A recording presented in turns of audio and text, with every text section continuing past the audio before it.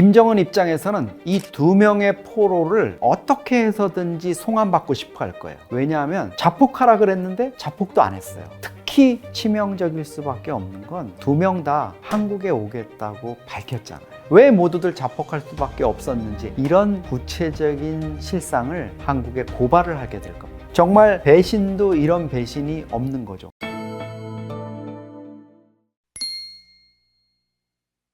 너희들 열정 페이 좀 하자 이런 얘기예요. 그 워딩이 이렇잖아요. 1월 16일 날 그것도 청년동맹이라고 북한의 청년들이면 다 가입해야 되는 한 500만 명 뭐 이렇게 되는 그 조직이 이제 80년 됐다고 거기서 행사를 하는데, 세상에 우리 군인처럼 그 어떤 보수나 개인적 이해 없이 명령 앞에 싸우는 군인은 없을 거다. 아마 그 자리에 우크라이나에 갔던 군인들 다 있었거든요. 속으로 어처구니가 없을 거야. 아, 돈 안 주겠다는 얘기구나. 그냥 꽁으로 복무하라는 얘기구나. 김정은 입장에서는 돈 줄 이유가 없죠. 그동안에 공짜로 다 복무하면서 그냥 써먹어 왔는데 너희들 우크라이나 가서 뭐 죽을 고비 넘겼다고? 물론 전사자들은 뭐 영웅칭호 주고 아파트 주고 죽은 다음에 노동당 당원되는 게 무슨 의미가 있는지 몰라도 뭐 노동당 입당시켜주고 영웅이다 이렇게 해주는 거, 그런 가족들한테는 몇백 불 주겠죠. 쥐어줄 수 있는데 나머지는 그런 거 없는 겁니다. 그러니까 고스란히 1인당 연봉 24,000불짜리 월급은 그대로 자기가 가져가겠다는 거예요. 이게 이유가 있습니다. 북한의 일반 근로자들 월급이 북한 돈으로 3,000원이에요. 그런데 1달러가 시장 환율이 얼마인지 아세요? 8,000원입니다. 그러면 한 달 월급을 내가 열심히 일해가지고 받아도 1달러가 안 돼요. 1달러 안 된다? 우리 돈으로 얼마입니까? 50센트라 그래도 우리 돈으로 7,000원 이렇게 되나요? 7,000원도 아니죠. 이게 말이 안 되는 거죠. 우리 돈으로 1달러면은 1,450원이니까 1달러면 뭐 한 7,800원 되는 이 정도 돈이죠. 여러분, 북에서 오신 분들 혹시 만나게 되면 북한에서 월급 얼마 받았습니까? 하고 물어보세요. 다들 아유 그거 묻지 마세요. 뭐 그 의미도 없는 거 왜 묻습니까? 그러니까 소위 말하는 일반 주민들 월급을 받는 게 아무 의미가 없는 거예요. 달러로 뭐 위안화로 이렇게 뭔가를 받을 수 있고 이런 특권층에 있는 사람들만 그게 가능하다 보니까 국제기구에서 북한 인구 2,500만 명 중에 40%인 1,100만 명이 만성적인 굶주림에 시달린다. 제대로 그 돈 가지고 쌀이 1kg에 8,000원이거든요. 살 수가 없어요. 월급을 받아도 쌀을 먹을 수가 없지 않습니까? 언제 이 한반도에 사는 사람이 언제부터 쌀이 아니라 옥수수하고 감자가 주식이 됐습니까? 북한이 지금 그렇거든요.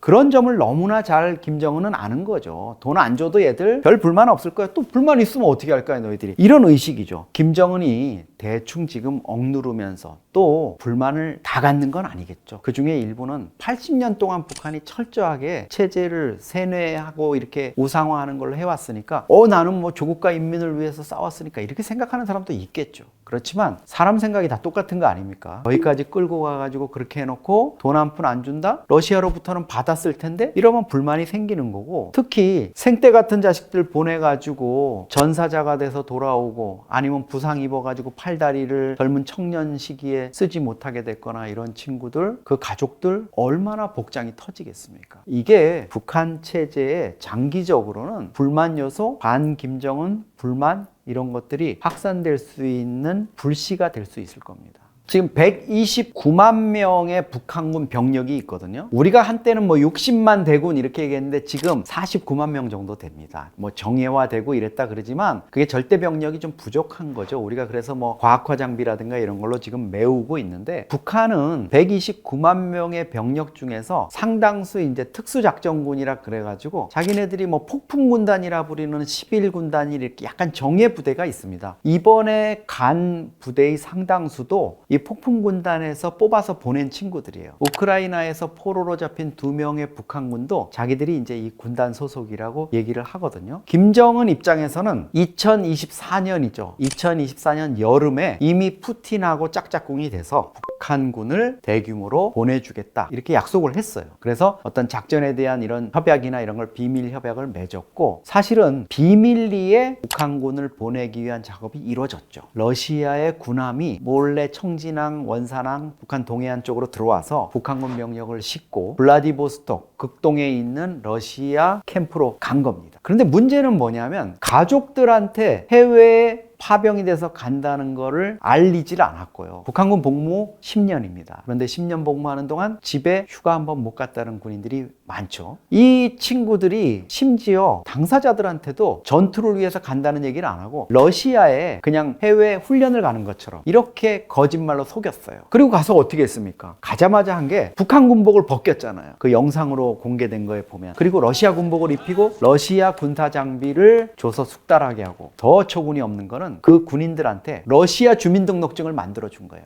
전장에 나서 죽어도 북한 군인은 러시아 이름의 병사로 죽게 돼 있는 거예요. 그렇게 만들어서 현지에 파견했고 2024년 10월에 현지에 파견돼 가지고 훈련을 받고 12월에 열차를 타고 서부 전선에 있는 우크라이나에 투입이 된 겁니다. 그때 열차로 가면서 알았다 그러죠. 그리고 이 군인들은 철저히 북한 군인 걸 숨기고 전투에 임했고요. 그러다 보니까 전사자, 무더기로 이렇게 생긴 참호나 이런 데를 러시아군, 북한군이 어떻게 했습니까? 화염방사기나 이런 걸로 다 거슬렸잖아요. 처음에 왜 영상 공개되면 시신들 막 얼굴을 특히 하고, 북한 군인들 14,000명이 투입돼가지고 2,000명이 죽는 그 전투에서 포로가 2명뿐인 거, 이거 생각하면은 전쟁이 얼마나 참혹했는지 알 수 있지 않습니까? 나머지가 왜, 포로가 왜 2명뿐일까요? 북한이 자폭하라고 강요를 했기 때문에. 근데 슈르탄 한 발 가지고 자폭하라고 이렇게 했는데 다 어떤 명령이 내려졌나요? 슈르탄으로 자폭할 때는 얼굴에다 대고 터뜨려 죽어라. 왜? 누군지 알 수 없게. 동양인 모습이 드러나고 이러면 북한군이 투입됐다는 게 드러날까봐, 영상으로 찍히고 이럴까봐 그런 식으로 정말 잔혹하게 은폐를 했는데, 북한이 작년에 쿠르스크를 이제 탈환을 하니까 그제서야 자기네들이 우크라이나 전투에 투입해서 러시아를 지원하기 위해서 쿠르스크에서 용감히 싸웠다, 이렇게 커밍아웃을 하게 됩니다.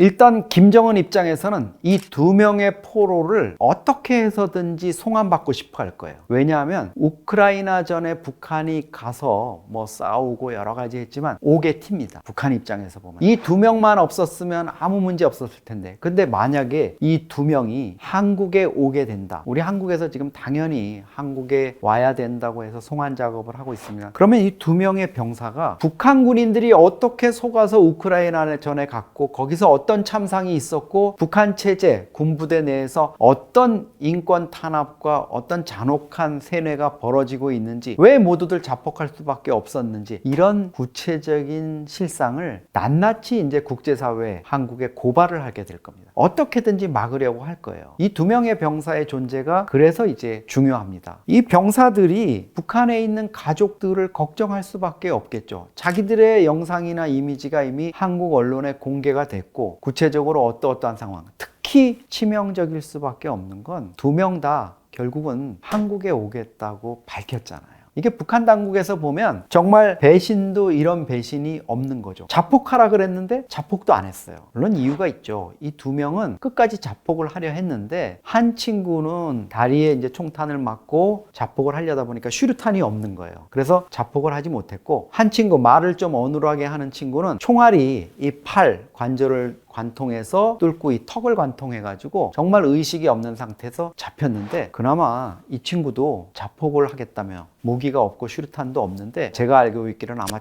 한 걸로 알고 있어요. 뭐 벽에 머리를 부딪히고 해서 상당히 심각한 상황이었는데, 어쨌든 죽지 않고 또 한국의 발전상이나 이런 것들을 이제 포로 수용소에 있으면서 우리 쪽에서 제공한 여러 가지 프로그램이라든가 이런 걸 봤다는 거예요. 그래서 이제 2사람이 자유 의사에 의해서 한국에 가겠다고 결정을 했으니까, 당연히 이 친구들 입장에서는 북한에 있는 부모가 어떤 식으로든지 피해를 입었을 거다, 이런 식으로 이제 걱정을 할 수밖에 없는 거죠. 실제로 북한이 아마 이 병사들이 한국에 와서 뭐 기자회견을 하거나 뭐 북한에 이런 걸 알리는 이런 단계가 되면, 북한에 있는 가족들, 또 부대 담당 지휘관들, 이런 사람들에 대한 숙청 작업을 대대적으로 진행할 겁니다. 북한 주민들 입장에서, 특히 엘리트들 입장에서는 충격이 어마어마할 겁니다. 또 군부의 핵심 간부들이나 이런 사람들도 이게 이렇게 돼버렸구나 하는 거를 느낄 거예요. 북한은 지금 내부적으로 김정은이가 주도해가지고 대대적인 우크라이나 파병 병사들에 대한 영웅 만들기, 이런 거를 시도하고 있습니다. 훈장을 주고 집을 주고 또 행사에 초청해가지고 진짜 수령을 위해서 결사옹이, 자폭 정신을 발휘했다. 우리 입장에서는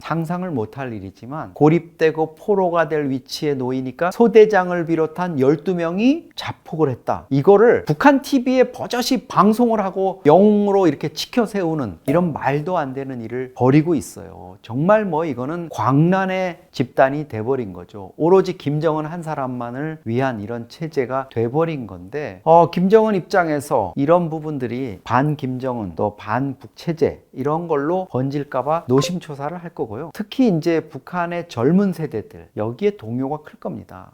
저 친구들이 한국에 가서 자유민주주의를 누리면서 저렇게 얘기를 하고 있구나. 우리가 이불 덮고 몰래 봤던 한류 드라마, 영화 이런 것들이 실제로 한국에서 저렇게 현실화되고 있구나 하는 거를 느끼면서 아마 엄청난 충격을 받을 겁니다.